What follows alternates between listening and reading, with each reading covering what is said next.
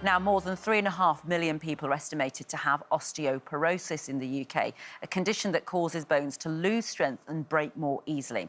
Well, to mark World Osteoporosis Day, Camilla, our Queen Consort, is personally supporting the launch of the UK's first risk checker, which gives free tips on how to look after your bone health. Dr Amir joins me now. And of course, there was lots of worries when Camilla, who has lots of personal interest, became Queen Consort from the charities. They were worried she would have to drop things. But of course, she's stuck with this one. It's really interesting, isn't it? What causes osteoporosis?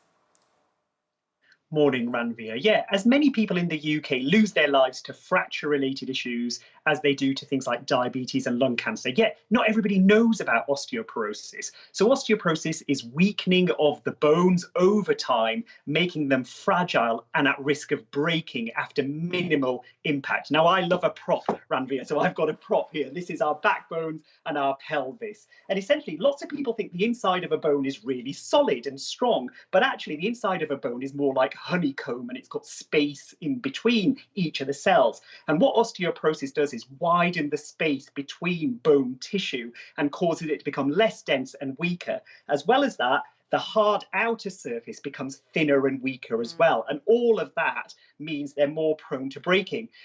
We've had celebrities talk about them living with osteoporosis. Gwyneth Paltrow and Britt Eklund have both come out to say that they are doing things in their life to help with their symptoms of osteoporosis. And it is World Osteoporosis Day today. And as you were saying, the Royal Osteoporosis Society have launched the world's first risk checker. So you can go to their website, go online, answer a few questions about your age, your general health, your family history, other things that may increase your risk of developing osteoporosis. And it will give you a risk calculator, but also tips on how to improve your bone health. Yeah. And as you said, Queen Consort Camilla is really backing this as their president because sadly, both her mum and maternal grandma died from osteoporosis issues. Yes. So it's a real issue that's close to her heart. Well, I was really surprised that you could die from osteoporosis. I thought it was something that you suffered. We have it in our family, and I'm always worried because I think you can hand it down in the family. It's hereditary, isn't it, on some levels? It certainly is. And when I say die from osteoporosis, it's usually you get a fracture and then it's fracture-related issues. So there's lots of complications that come associated with having a fracture that people don't survive. But you're right, family history is a risk factor, age is a risk factor, being an older woman is a risk factor, but also smoking is a risk factor. Health conditions such as thyroid disease, Crohn's, ulcerative colitis, celiac disease are all risk factors. Being underweight, not moving enough are all risk factors, and certain medications. So there are risk factors that we should all be aware of. And in terms of the menopause, we've been talking about that, of course. Is there a link that the menopause can sort of escalate the onset of osteoporosis? Yes, there certainly is. You know, our bones, to keep healthy, they replace old, weaker bone tissue with new, healthy bone tissue, and that keeps them strong. And in women, estrogen helps that balance. Now, during and after the menopause, estrogen levels drop, so that balance becomes off kilter. So you lose more bone tissue faster than you can replace it with new bone tissue. So that increases your risk of osteoporotic fractures. But it's important to say that anyone at any age can be at risk of weaker bones. Our bone health peaks at age 30, which is relatively young. So we want everyone to be aware of what they can do to help improve their bone strength. Fine, so let's take some tips home with us today. What can you do firstly if you've already been diagnosed with osteoporosis, or you're certainly feeling the symptoms of it? What can you do to help yourself?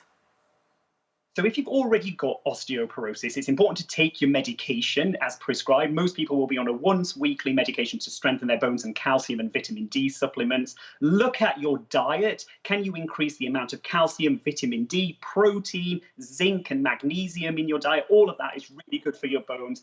And weight-bearing exercises, so the kind of the pushing and pulling of muscles against bones, increasing the production of new healthy bone tissue. So weight-bearing exercise like climbing stairs, squatting, squatting, lifting weights. If you've already got osteoporosis, make sure it's safe for you to do that. You might need to speak to a physiotherapist. And also stop smoking. If you're smoking, stop smoking. It's really bad for your bones. Yeah, I loved it, because I got some notes on what you were going to say. And the idea that climbing stairs, you know, you think it's good to get out of breath and a bit of cardio, but actually climbing stairs is really good to help with bone strength. And what can you do to prevent it? You know, at my age, mid-40s, when you're thinking, actually, my mum's had it, what am I going to do to prevent it? So it's very similar things. It all goes back to, again, stopping smoking is my #1 tip.